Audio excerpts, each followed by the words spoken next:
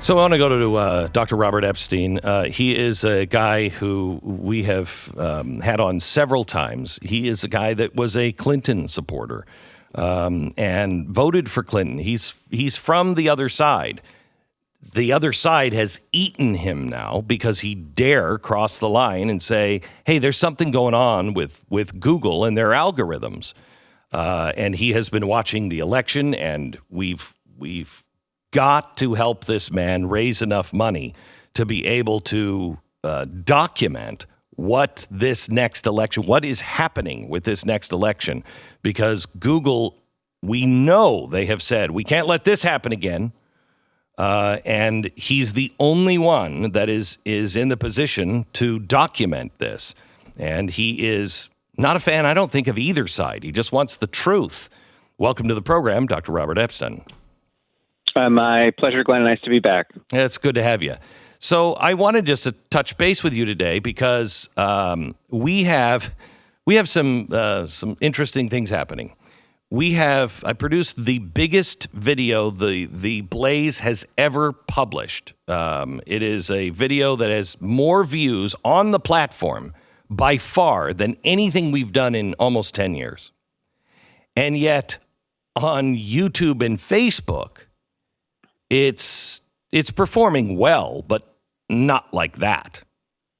We now have two people who have tweeted it, who have gigantic followings, and they can't. One had engagement of 237. They have, millions of followers. I have 2 million followers. I can't get this thing over, 2,000 likes. How do we prove that we're being throttled here?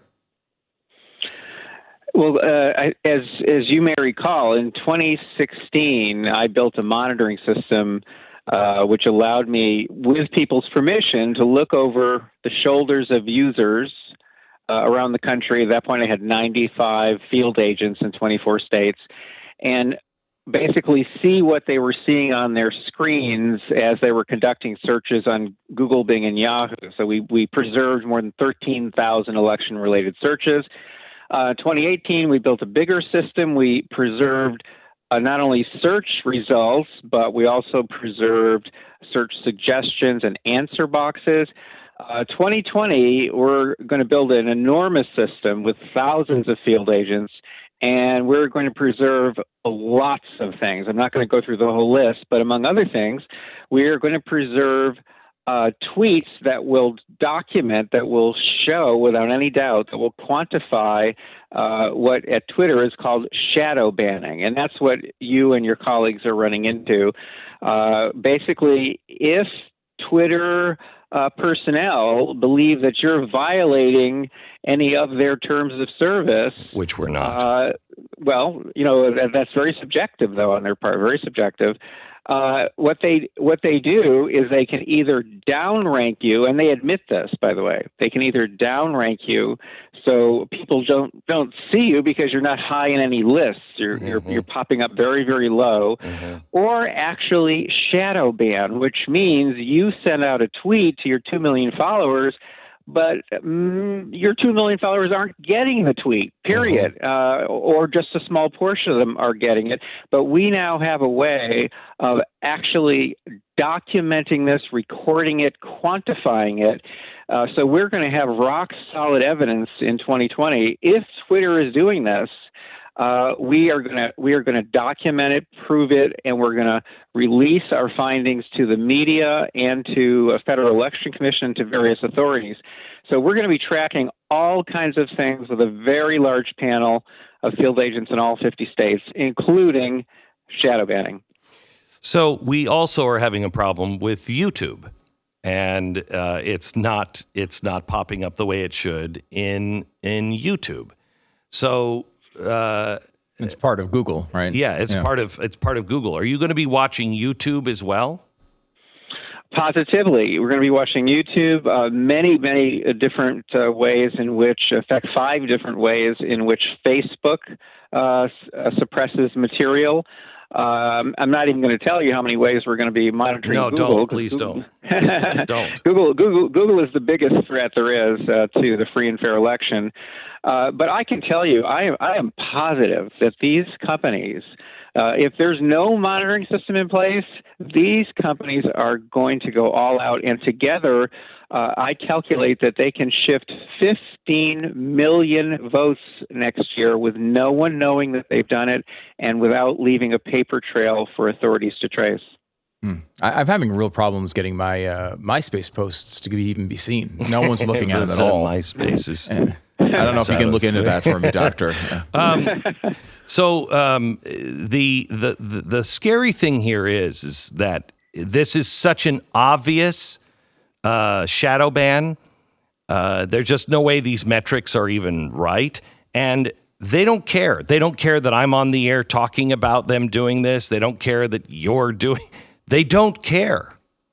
I mean, well, they don't care. In fact, we learned a lot about shadow banning January of 2018 from a Project Veritas investigation. Mm-hmm. And let me just read you a quote from a former software engineer. His last name is Vadrevu, Vadrevu, about shadow banning. So here's a former Twitter software engineer. Quote, "The idea of a shadow ban is that you ban someone, but they don't know they've been banned because they keep posting and no one sees their content. So they just think that no one is engaging with their content when in reality, no one is seeing it," end quote. Project Veritas interviewed about half a dozen current and former employees of Twitter, and they all admitted that this occurs. Then Forbes magazine did a fabulous piece. I recommend people look that up, which is entitled, "Is Twitter Really Censoring Free Speech?" Where Forbes went to Twitter and asked these tough questions. And in this wonderful article, they report Twitter's responses. Twitter, like Google, like Facebook, they answer questions about content suppression, about censorship in very creepy ways. Because Twitter said, no, we don't shadow ban, but oh yes, we do downrank. And we make decisions about how to protect, our users from content they shouldn't be seeing. Right. That is an amazing. It's an amazing quote. Yes. I have it here. Let's see. Here you go. Now my computer's screwing. But no external audits. They will not allow any external committees or to come in and look over what they're doing. They don't allow that, and they will not release the demographic characteristics of the people they use to make decisions about suppressing content.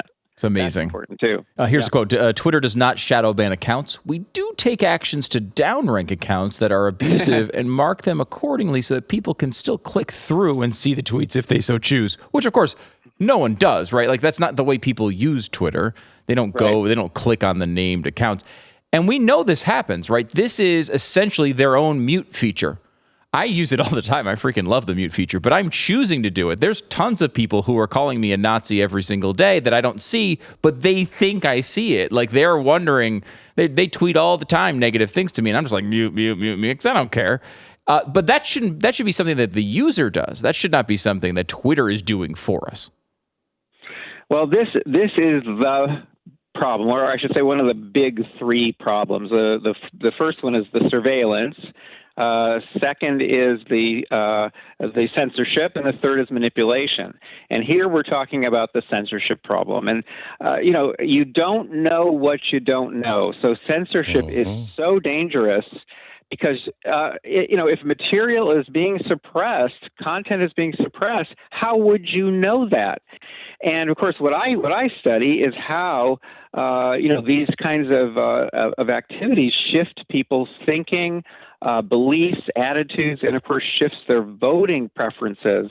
And it is astonishing the impact that these kinds of manipulations have on people's thinking and behavior and on their votes. And again, you don't know what you don't know. You know, it's really interesting because I read the New York Times. I listen to the Daily every day, because I want to be informed on what they are talking about. I need to understand all sides of an issue, and I want to see what they are publishing or what they aren't publishing and what their spin is when they do. And it is incredible to me that there are many people who are on the right who don't necessarily know. They'll blame the New York Times for never covering and they will have. But it's the New York Times. It's not the mainstream media.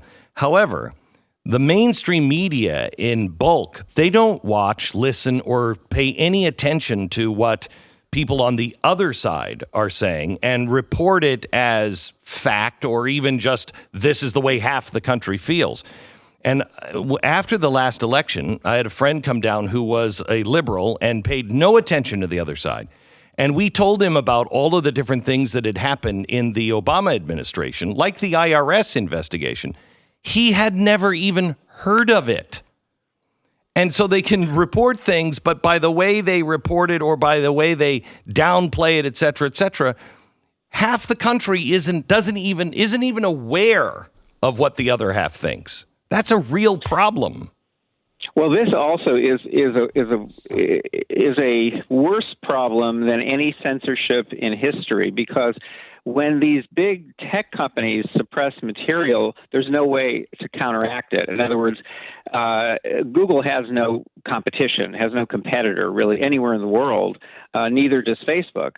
Neither does Twitter. I mean, if these platforms want to suppress material, you can't counteract it. In other words, if the newspaper published, on one side of Pittsburgh wants to suppress something, well, chances are there's a newspaper, something or other, on the other side of Pittsburgh where they're going to bring that material out. Right. But you can't counteract it when Google, Facebook, or Twitter suppresses material. There's no way to counteract it. In fact, generally, unless someone like me builds monitoring systems, you can't even detect what they're doing.